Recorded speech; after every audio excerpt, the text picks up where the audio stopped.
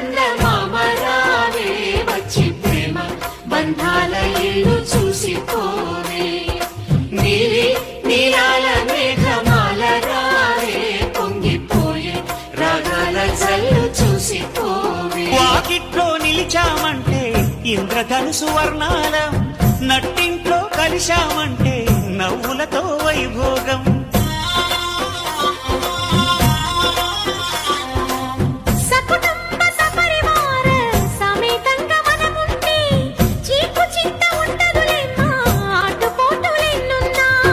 అటుకులు తాళింపు చేసిన అరుగులపై అందరూ కలిసి సరదాగా అవి తింటుంటే పరులెరుగని పరవశం